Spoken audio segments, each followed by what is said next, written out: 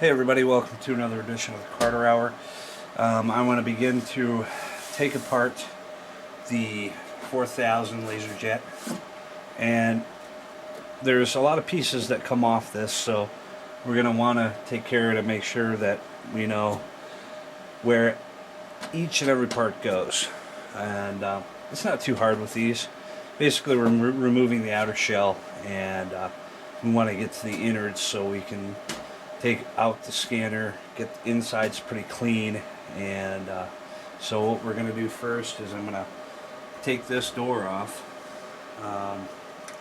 and this is actually the sensor to say whether the door is open or closed.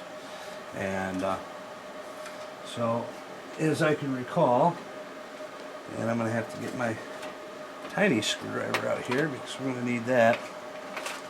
And I do apologize for the mess. I'm in the middle of cleaning up my workshop as of right now, and it looks like I don't have the right tension on this area right here. And then there's two squeeze tabs, so you'll take a small pointed screwdriver. There you go. So now we are out, and this is actually going to come off with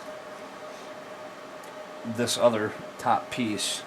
And I forgot to go ahead and disconnect the power and the parallel port cable, which even on my new computer over here, it still has a parallel port. Thanks, HP. You were thinking ahead. Even though really nobody uses them anymore. Go ahead and pull this back here in the back. That once you open this door here, you'll find that's to hold the top cover on. And these screws are pretty much the same, so they don't go in any particular order, and I'll let you know if one does or not.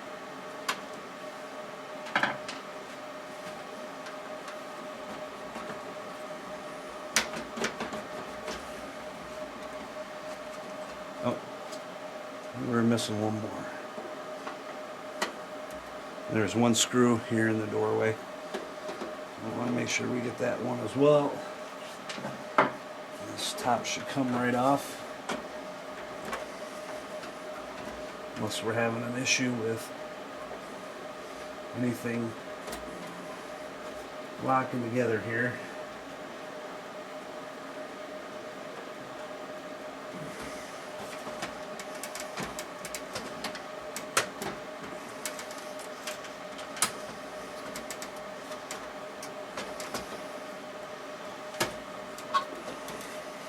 I want to be careful when I'm taking this apart because, as you guys can see, it is dirty, nasty back here. And I want to make sure, very carefully, that we take this apart without breaking anything, because that's the last thing I want to have happen. There we go. Now, don't pull up on this very hard. And I'm going to tell you why. Underneath here, there's a ribbon cable, and that goes to the control panel up here. So we want to be careful, and top comes right off. Now, we will take the electronics out of here because we want to throw this thing through the dishwasher. And so I'm going to go ahead and do that now.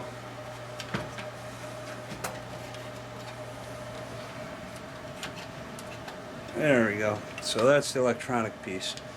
When you take that front panel off and you jostle it a little bit on the side here, that gives enough to pull this panel off. So this is our panel. We're going to put this to the side. We don't want to wash that. We're just going to do a simple clean on that. Now, we don't want to wash this with the serial number in place. So simply remove the serial number so we can place it back as it was. And that piece should come right out. And then just work it the rest of the way out. And that's your serial piece. It's another thing we're not going to want to queue up for washing. I'm going to go ahead and I'm just going to stick the two pieces down low here.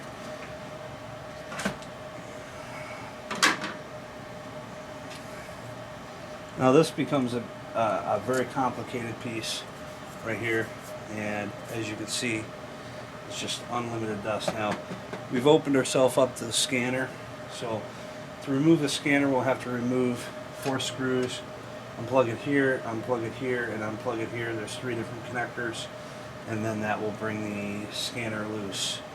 Also the toner door opener, or not toner door opener, but the shutter on the scanner, you'll have to make sure you put this back in place correctly as well.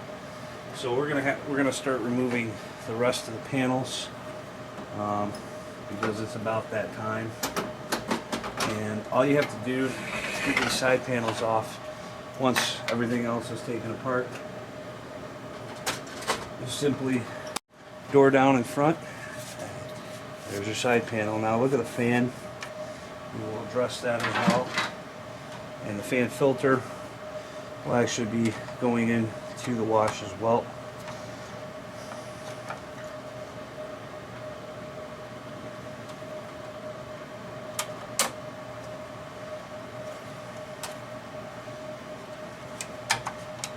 Fine. And then that's fine. Now we can see where there's just much dust everywhere, and we need to get that out of here in order for this thing to have the longevity that we're expecting it to have.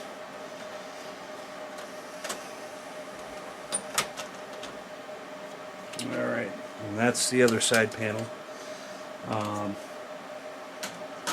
Now there's a gear down here within the tray that picks up all of the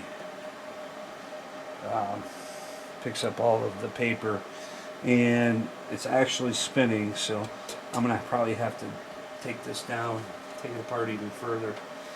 What I'm going to do is I'm actually going to take out the front drawers here. And again, this plastic is brittle. We want to be very, very careful. And since I already screwed up this side by wanting this out,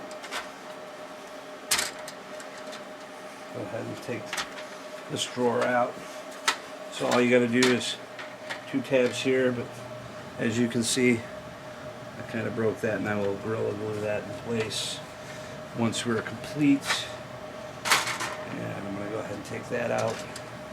Then I want to get this drawer piece out, and and this piece actually comes out as well. Once you want to get this drawer out, it clips here. This actually holds it in place right here, and then to that piece. This actually holds it in place. Once you get it out,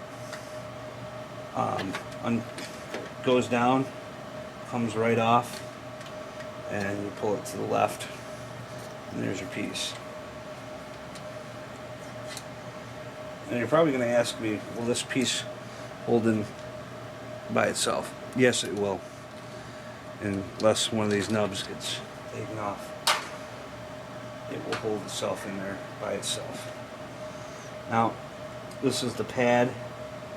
This is going to need to be cleaned up really badly. In fact, I don't know if that's just dust on there or it's actually in pretty rough shape.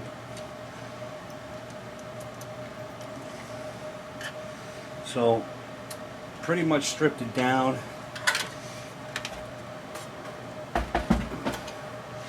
Going to take out the back drawer, and this just comes out by popping this out and pulling it towards you. That's the back drawer.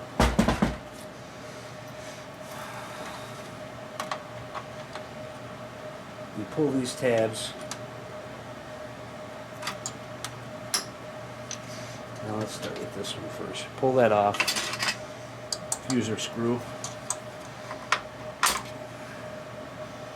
This one also you pull off. These two screws lead to the fuser, which when you do a maintenance kit on one of these will be part of that maintenance kit.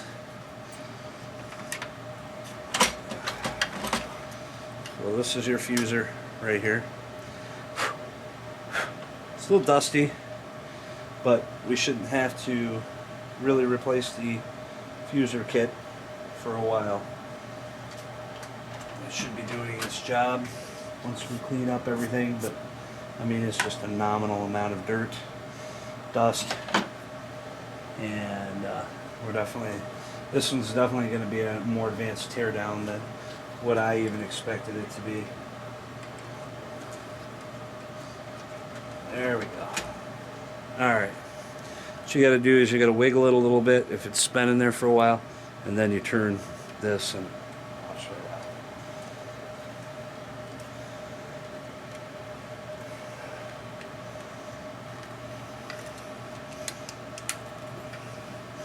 So you want to take these flappers out real easy. Right there. I'm going to do a complete disassembly. All this stuff's going to go into the washer. I'm going to go ahead and remove the scanner now. And get that out of the way. So I'm going to go ahead, and there's 3 connections, as you can see here: the upper scanner, the mid scanner, and the lower scanner. And they just come out. Don't have to use a lot of force. Would not endorse using a lot of force. And there we are. The scanner is now free. There's 4 big screws. These are different screws by color. These are black screws. So put those aside so you know those go to the scanner. Now, many of the HP LaserJet printers issues with faded print jobs, streaks, so on and so forth, actually are heavily related within the scanner. People will go and replace toners. Make sure you don't get these screws lost in here either. This transfers the data image to the toner, and then the paper goes up, and the paper goes through the fuser, and then the toner, and it fuses fuses that toner to the paper. Now, like what I was saying before, a lot of these series LaserJets, people have the biggest complaints of streaky print, faded print, really abnormal intermittent issue of printing. Well, a lot of the times it's related to the scanner. Print job is not dark enough, even though I have the setting on the darkest setting you possibly get. The scanner gets dirt over time inside of it, and then what causes it to not function is simply the dirt is in the magnifier, which you can kind of see down in there. I don't know if you can, but this door opens up and then the scanner puts out the image. With the amount of dust and dirt in this printer itself, it wouldn't surprise me if the scanner needs to be cleaned real well. That will be part 3. I'm going to place this aside for now. We're going to address some other issues. I'm going to go ahead and usually I shouldn't use a vacuum to clean this up, but that's all I got down here right now. So I'm going to go ahead and fire up the vacuum. We're going to get this thing cleaned out and move on from there. So let me get some of this dirt and dust out of here. Now I'm going to take my towel. I usually like to use 99% or 91 alcohol, because then it doesn't leave water residue behind. However, be very careful. Stuff is flammable. So You know, just don't have a candle lit nearby or whatever. And I'm just going to go ahead and just do kind of a, like a, you know, a pre-cleanup on it. I just kind of want to, tomorrow I'll get the compressor out. I just want to get this thing cleaned up so it's nice and clean. And you know, so many of these printers get recycled each year because they're slow. But you know what? You got to think of it this way. They get recycled for printers that won't even last an eighth of the time that it lasts. And that to me is just quite disturbing.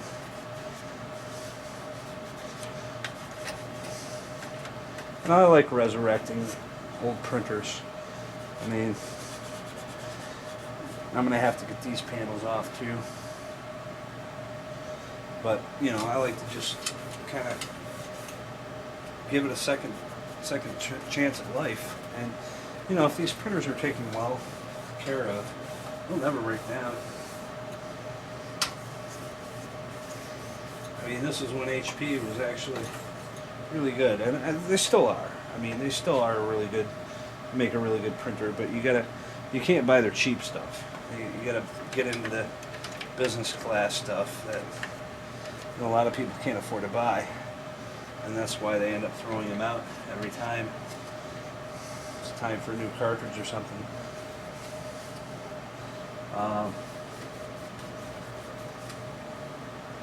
But definitely, I mean, once we get this thing all cleaned up and it's working right, I mean, even the paper path is really dirty. It's going to take a while to clean this thing up. It's going to take a while to get it all cleaned up, get in nooks and crannies. I mean, just so much time, and I don't even know if this pad has gone bad or what's the deal here.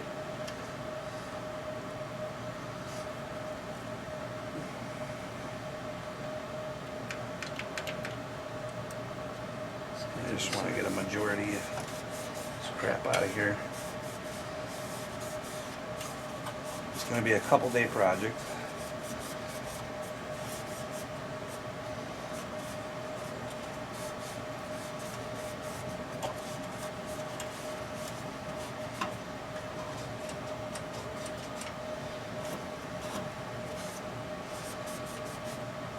But it's already starting to look better, much better than it was.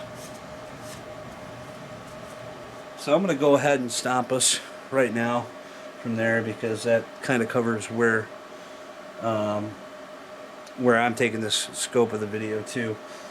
This is not out of the scope of the video, so if you want to clean these up real good, just use some nice good rubbing alcohol, maybe some citric acid, clean those out real good. I'm actually going to take this a step further, and so anyways, for another edition of the Carter Hour, this is part 2, disassembly of the LaserJet 4000. Take care.